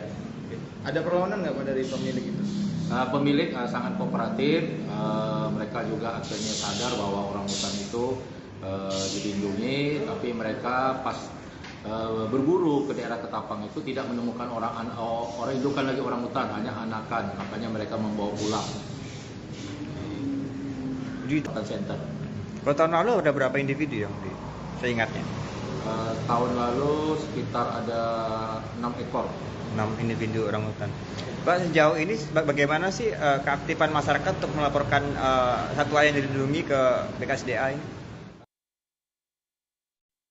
Seorang WNA asal Australia, Matthew Alan Keeley, terombang-ambing di perairan Bengkulu. Matthew sendiri merupakan seorang pelaut dan sering berkeliling dunia demi surfing. Kini ia tidak dapat melanjutkan perjalanannya untuk surfing karena pandemi COVID-19. Untuk info selengkapnya akan disampaikan rekan Romi Juniandra, wartawan Tribun Bengkulu yang kini sudah terhubung bersama kami. Silakan Romi. Ya, baik. Terima kasih, Mei. Dan memang benar, seorang warga negara Australia bernama Matthew Alan Keeley yang mengendarai kapal yachtnya mengalami kendala mesin di perairan Bengkulu pada Rabu tanggal 2 Maret 2022 kemarin. Saat itu pada pukul 1 siang Matthew mengalami masalah di bagian mesin sehingga membuat air masuk ke dalam kapal yacht miliknya. Kemudian Matthew berusaha memperbaiki sendiri dan air tetap masuk ke dalam lambung kapal. Kemudian Matthew berusaha mengubah arah atau jalur kapalnya menuju ke daratan Bengkulu untuk mendapatkan bantuan lebih lanjut. Dan kemudian pada sore harinya Matthew berhasil sampai di perairan Bengkulu, tepatnya di pantai Tapak Padri. Di situ Matthew yang merupakan warga Australia ini beristirahat malam, dan pada keesokan harinya pada Kamis pagi Matthew berusaha untuk memperbaiki kapal yachtnya ini di Pelabuhan Bengkulu, Pulau Bay, Pelabuhan Bengkulu. Dan di saat itulah Matthew ditemukan oleh Angkatan Laut Lanal Bengkulu dan membawanya ke dermaga TNI Angkatan Laut di Bengkulu. Saat ini Matthew dan kapal yachtnya sedang sandar di lambung kanan kapal Angkatan Laut KL Ratu Samban. Sementara bagi Matthew sendiri, ini adalah perjalanan untuk membawa pulang kapal yachtnya ini dari Langkawi menuju ke Australia. Dia memang sengaja melewati Samudra Hindia agar bisa surfing di Kepulauan Mentawai. Dan kemudian melanjutkan perjalanan ke Saumlaki, Maluku sebelum akhirnya menuju ke Australia. Dan saat ini Matthew dan kapal yachtnya ini masih berada di dermaga TNI AL di Bengkulu untuk menunggu cuaca memungkinkan dia berangkat kembali menuju ke Saumlaki. Demikian, Mei, dari Bengkulu. Ya, baik. Terima kasih, Romi, atas laporan Anda. Dan Tribuners, wartawan kami juga telah menghimpun wawancara langsung dengan Matthew Alan Keeley. Berikut tayangannya untuk Anda.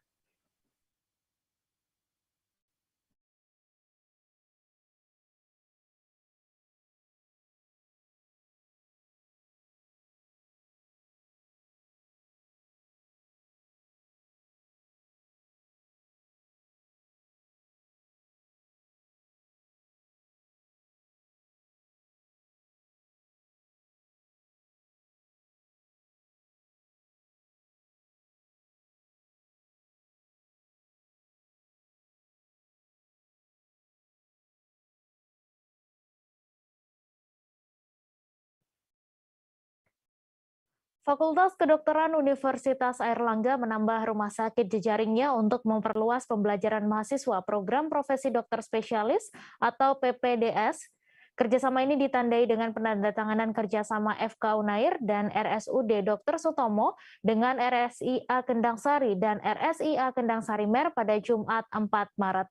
Untuk info selengkapnya akan disampaikan rekan Sulfi Sofiana, wartawan Surya, yang kini sudah terhubung bersama kami. Silahkan Sulfi. Ya, selamat sore rekan Mai. Saya laporkan Fakultas Kedokteran Universitas Airlangga kembali melakukan kerjasama untuk memenuhi kompetensi lulusannya dengan menambah 2 rumah sakit jejaring. 2 rumah sakit jejaring ini sebelumnya sudah terdapat kerjasama, namun dengan dilegalkan kerjasama ini maka bisa diterapkan modul pembelajaran dengan lebih efektif. Dan kerjasama ini dilakukan dengan rumah sakit ibu dan anak sehingga lebih dikhususkan pada PPDS, OBGYN, dan sejumlah prodi yang linear. Konsep kerjasama ini termasuk dalam Academic Health System atau AHS yang menjadi unggulan Fakultas Kedokteran UNER dan menjadi pilot project Kementerian Kesehatan kepada fakultas-fakultas kedokteran di Indonesia. Kerjasama ini juga akan menjadi dukungan pembelajaran bagi PPDS untuk mengikuti praktek seniornya di tempat kerja. Karena selama ini dosen Fakultas Kedokteran Universitas Airlangga yang juga berprofesi sebagai dokter, tak hanya berpraktek di 2 rumah sakit pendidikan Universitas Airlangga, tapi juga berpraktek di sejumlah rumah sakit swasta. Dengan demikian, dengan kerjasama ini, maka mahasiswa PPDS bisa lebih leluasa untuk melakukan pembelajaran di luar rumah sakit pendidikan dan lebih efektif mengikuti pembelajaran praktek yang dilakukan senior atau dosennya di tempat kerja. Demikian rekan Mei. Ya baik, terima kasih Sulfi atas laporan Anda. Dan Tribuners, wartawan kami juga telah menghimpun wawancara dengan Dekan FK Unair. Berikut tayangannya untuk Anda. Saya jelaskan tadi bahwa kerjasama ini pertama tentu berorientasi pada bagaimana lulusan kita, baik dokter spesialis, ya, dan jenjang-jenjang yang lain yang ada di FK Unair bisa mempunyai satu kompetensi yang disyaratkan. Itu yang tentu menjadi tujuan utamanya. Yang kedua, pola kerjasama ini yang mungkin antar beberapa prodi sudah terjalin kerjasama sudah lama, ini kita menjadi formalkan, kita legalkan, sehingga nanti dalam satu pelaksanaannya betul-betul formal dan katakan PPDS atau dokter muda itu tidak mengerjakan sendiri, tetapi di bawah bimbingan mengikuti dari supervisor yang bertugas di rumah sakit jajaran. Sampai saat ini FK sudah kerjasama dengan berapa RSIA? Kalau RSIA tidak banyak ya, mungkin masih 3 ini, tapi terus akan kita kembangkan karena ini kan khusus yang berkaitan dengan pendidikan obstetrik dan ginekologi.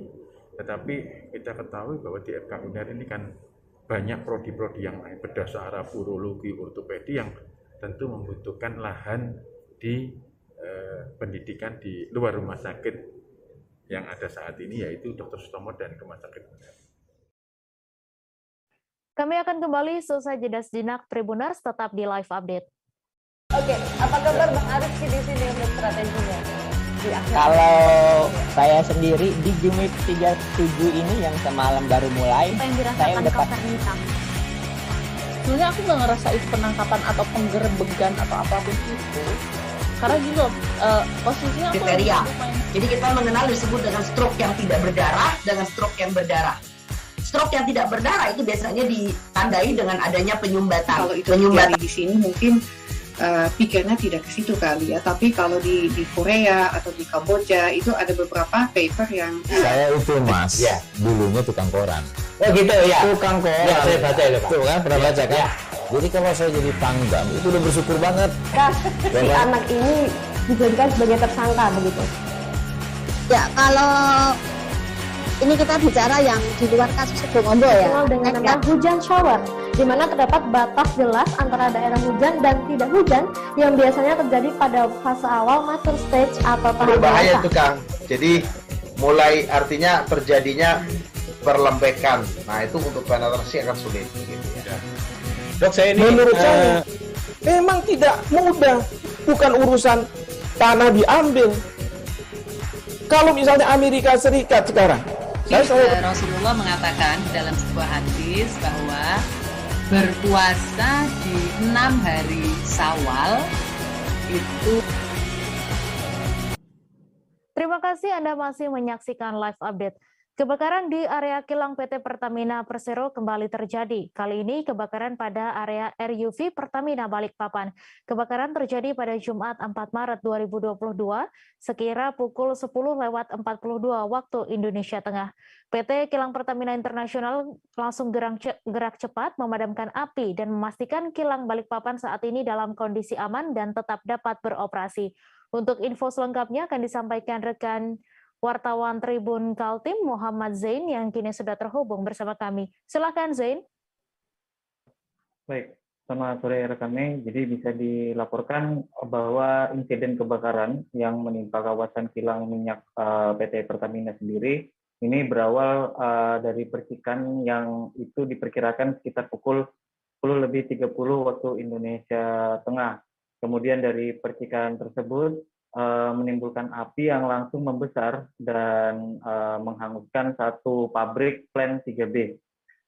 Dari keterangan beberapa pekerja yang ada di lokasi yang berhasil melakukan evakuasi mandiri, menerangkan bahwa sebelum terjadinya kebakaran itu sempat ada suara gesekan, kemudian langsung diiringi dengan suara alarm yang memperingati bahwa seluruh pekerja untuk segera melakukan evakuasi keluar kawasan kilang karena ada insiden kebakaran.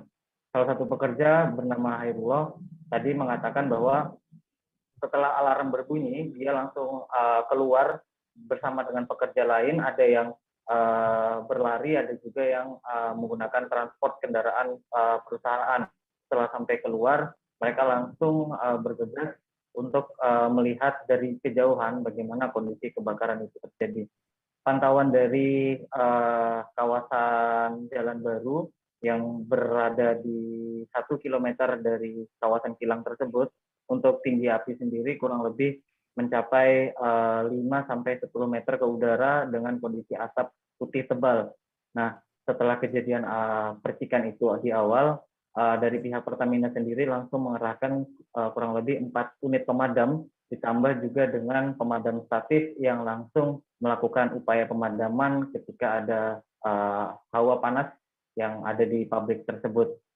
Nah, beruntungnya untuk insiden kebakaran tersebut hanya menghanguskan 1 pabrik saja tanpa ada korban jiwa, dan selanjutnya mengenai kondisi pabrik di sekitarnya ini tidak terdampak dalam artian masih tetap beroperasi, sehingga pihak PT Pertamina sendiri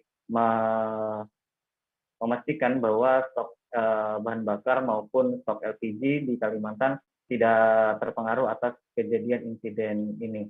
Seperti itu, rekan. Ya baik, terima kasih Zain atas laporan Anda, dan Tribuners, wartawan kami juga telah menghimpun wawancara dengan Area Manager Communication Relation dan CSR Kilang PT Pertamina Internasional. Berikut tayangannya untuk Anda. Pada hari ini, tanggal 4 Maret 2022, sekitar pukul 10.32, terjadi flash di salah satu pabrik kami mempunyai Plant 3. Flash terjadi sekitar pukul 10.32 WITA tadi pagi menjelang siang. Lokasi kebakaran berada di sekitar tengah kilang, masih dalam perimeter kilang, dan berlokasi agak jauh dari pagar kilang.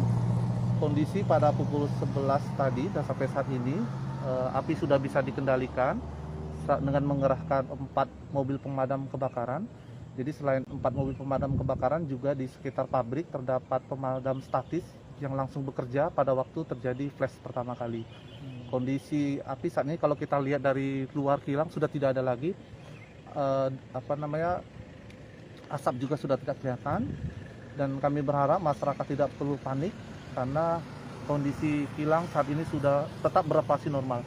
Jadi di dalam kilang itu terdapat beberapa pabrik yang lain tetap beroperasi, sehingga masyarakat tidak perlu khawatir. Kebutuhan BBM dan LPG di Kalimantan tetap akan disuplai oleh kilang RU5 Balikpapan.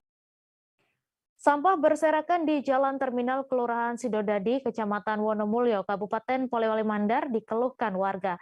Menurut pantauan, sampah yang berserakan tersebut mengeluarkan bau busuk dan mengambil separuh jalan. Untuk info selengkapnya akan disampaikan rekan jurnalis Tribun Sulbar, Kamarudin, yang kini sudah terhubung bersama kami. Silakan Kamarudin. Ya, terima kasih rekan Mei. Dapat saya kabarkan bahwa jalan Terminal Wonomulyo itu dihiasi sampah busuk dan berserakan di jalan. Sampah busuk ini menurut keterangan warga sudah lama di jalan dan sangat mengganggu aktivitas warga di sekitar dan para pengendara yang melintas. Menurut keterangan Andi Hamzah, seorang warga Kelurahan Sidodadi, Kecamatan Wonomulyo, Kabupaten Polewali Mandar, mengatakan bahwa sampah ini sudah ada sejak 3 bulan terakhir. Namun sampah ini membusuk karena petugas kebersihan atau petugas pengangkut sampah tidak datang dalam 3 pekan terakhir. Harapan Andi Hamzah mengenai sampah yang berserakan ini supaya agar pemerintah lebih sigap dalam menangani persoalan sampah, dan harapannya petugas pengangkut sampah ini lebih cepat datang supaya sampah tidak menumpuk dan mengganggu aktivitas warga di sekitar. Saya juga melakukan upaya konfirmasi kepada Dinas Lingkungan Hidup dan Kebersihan, namun sampai pada saat ini Dinas Lingkungan Hidup dan Kebersihan ini tidak ada respon kepada kami. Seperti itu, rekan Mei. Baik, terima kasih Kamarudin dari Tribun Sulbar atas laporan Anda. Selamat bertugas kembali.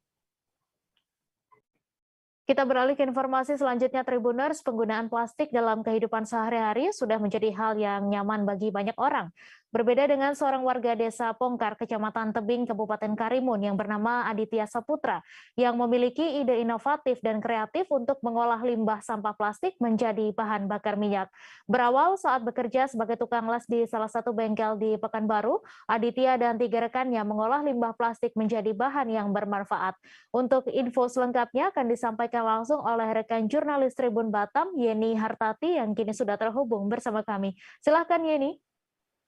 Halo, selamat sore sahabat Tribun. Nah, baik, perlu saya laporkan bahwa bentuk inovasi dan kreativitas yang dilakukan oleh pemuda yang bernama Aditya Saputra, 31 tahun, Desa Pongkar, Kecamatan Tebing, Kabupaten Karimun, di mana berawal dari hobinya yang di bidang pengelasan dan bersama 3 rekan temannya yang saat itu sedang duduk bersembang.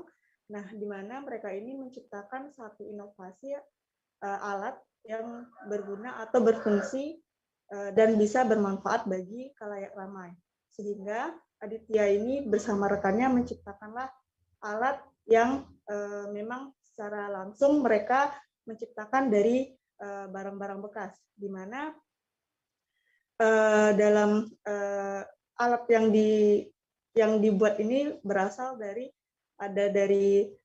tabung LPG ukuran 5,5 kilo, kemudian 3 filter mobil, ada selang kecil, kemudian ada besi penyangga. Nah, dengan bermodalkan sekitar Rp500.000, Aditya bersama rekan-rekannya ini justru menghasilkan BBM alternatif, di mana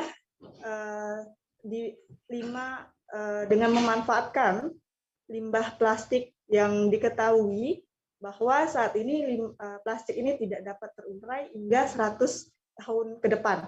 Namun ini persepsi yang jika memang tidak kita kelola dengan baik, di mana Aditya ini terbukti dari 5 kilo plastik yang dipadatkan didapatkanlah residu serta BBM alternatif yang menyerupai solar, minyak tanah, serta premium.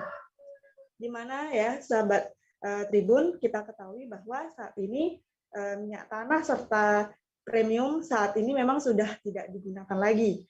Nah, seperti yang dibuat oleh atau diciptakan dari Aditya ini, sampah plastik yang dipadatkan sebanyak 5 kg dan menghasilkan residu. Residu ini juga sendiri bisa dimanfaatkan atau bisa dibentuk ulang menjadi korek api atau korek api kayu ya, sahabat Tribun. Nah, kemudian dari jumlah yang dihasilkan dari 5 kg plastik ini sendiri sebanyak 500 ml untuk solar, kemudian 250 ml untuk jenis minyak tanah dan premium. Nah, sehingga persepsi bahwa sampah plastik ini tidak bisa terurai hingga 100 tahun ke depan, bahwa ini jika memang penanganannya itu sendiri tidak tepat. Dan ini terbukti ya sahabat Tribun, dengan pengasapan atau dibakar dengan suhu yang kurang lebih 300 derajat Celcius, dan di mana tidak menimbulkan asap juga, sehingga di sini tidak membahayakan. Nah, jadi inovasi ini memang harus dilihat oleh pemerintah setempat, khususnya pemerintah daerah Kabupaten Karimun, bahkan Provinsi Kepulauan Riau, untuk bisa membantu atau memodifikasi alat atau yang diciptakan oleh Aditya Saputra yang saat ini memang warga asal Kecamatan Tebing tersebut. Sekian, Mei. Ya baik, terima kasih Yeni Hartati atas laporan Anda, dan Tribuners, wartawan kami juga telah menghimpun wawancara dengan penggagas sampah plastik menjadi BBM. Berikut tayangannya untuk Anda. Membakar sampah ini tanpa mengeluarkan asap, jadi berwawasan ramah lingkungan. Kemudian metode pirolisis ini dalam artian kita mengubah zat padat itu menjadi zat cair, seperti itu ceritanya. Nah, di dalam metode pirolisis ini dapat menghasilkan 3 produk. Yang pertama itu padatan yang berupa arang, residu sisa pembakaran. Kemudian produk yang kedua itu dia berupa biofuel cairan. Yang produk yang ketiga itu biogas. Nah, ini skala rumah tangga. Nanti mungkin kedepannya akan kita upgrade gitu. Sementara kita karena kita sudah dibina oleh perangkat desa, ini akan kita upgrade ke depannya seperti itu. Dari hasil pirolisis ini dia bisa menghasilkan BBM atau BBM alternatif yang siap langsung pakai. Kalau kita bahasa itu solar, yang hasil tabungan yang kedua itu minyak tanah, dan yang ketiga itu premium. Metode berkelanjutan, tidak hanya cukup sampai di sini. Nanti mungkin kedepannya kami akan mengembangkan juga inovasi-inovasi terbaru terkait dengan penanganan limbah sampah plastik. Sehingga pernyataan yang mengatakan limbah sampah plastik itu sulit terurai 100 tahun ke depan itu benar adanya apabila penanganan kita tidak tepat. Nah, kalau kita menggunakan metode cara yang benar dengan hasil yang bisa teman-teman lihat dari penuhnya tabung reaktor ini, residu atau sisa pembakaran yang dihasilkan hanya 1 genggam, dan itu akan bisa dihancurkan gitu. Sampah ini akan terurai. Dalam proses metode pirolisis ini kita kalau kita bisa menghasilkan sesuatu yang bermanfaat, kenapa tidak? Kan begitu. Yang tadinya kita hanya membakar secara primitif, kemudian kita timbun sampah ini tidak ramah lingkungan, dan dampak berkelanjutan dengan TPA yang timbun itu mungkin akan semakin lama akan memakan. Kita beralih ke informasi terakhir Tribuners. Aktivitas nelayan yang dikenal dengan Milo Puke atau menarik jaring pukat menjadi daya tarik tersendiri oleh masyarakat yang sedang berolahraga di kawasan Pantai Padang, Kecamatan Padang Barat, Kota Padang, Provinsi Sumatera Barat. Untuk info selengkapnya akan disampaikan langsung oleh rekan Rezi Aswar, wartawan Tribun Padang, yang kini sudah terhubung bersama kami. Silakan Rezi. Iya Mei, ini disebut di mana tradisi ini dikenal dengan nama Milo Puke, di mana turun-temurun semenjak dahulu di Sumatera Barat, khususnya Minangkabau, di mana kegiatan Milo Puke ini mudah atau dapat ditemui di bagian pesisir di Sumatera Barat atau daerah Minangkabau, di mana kegiatan Milo Puke atau menarik pukat atau jaring, di mana dibutuhkan setidaknya ada 6 sampai 10 orang. Untuk jaringnya sendiri memiliki panjang sekitar 100 sampai 200 meter dan disambung juga dengan tali tambang dengan total panjang diperkirakan sampai 600 sampai 800 meter. Di mana jaring ini dibentangkan dengan menggunakan perahu oleh nelayan ke bagian tengah laut. Selanjutnya nanti ditarik secara bersamaan, setidaknya membutuhkan tenaga nelayan 6 sampai 10 orang. Kegiatan ini dapat dijumpai pada pagi hari kalau untuk Kota Padang terdapat di kawasan Pantai Padang, Kecamatan Padang Barat, Kota Padang, Sumatera Barat. Untuk kegiatan ini dapat ditemui dari pagi hingga siang hari jika cuaca saat cerah. Namun pada saat cuaca sedang buruk, para nelayan tidak melakukan aktivitas Milo Puke. Namun aktivitas kegiatan Milo Puke ini juga menjadi daya tarik tersendiri bagi masyarakat di Kota Padang yang sedang melaksanakan kegiatan olahraga atau jalan-jalan santai pada pagi hari, di mana masyarakat yang sedang berolahraga menyempatkan waktu untuk singgah melihat proses bagaimana cara atau teknik masyarakat atau nelayan yang ada di kawasan bibir pantai menangkap ikan pada pagi hari, di mana masyarakat juga ikut menarik tali tambang yang ada mengarah ke laut untuk menarik jaring secara bersama.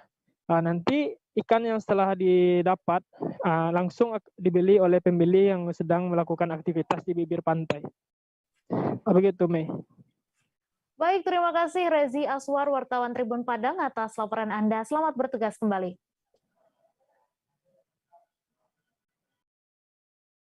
Informasi tadi sekaligus menutup perjumpaan kita dalam live update hari ini. Tribuners, lantaran masih di tengah pandemi, kami kembali mengingatkan untuk selalu menerapkan protokol kesehatan dimanapun Anda berada. Saya Meisa Desirait,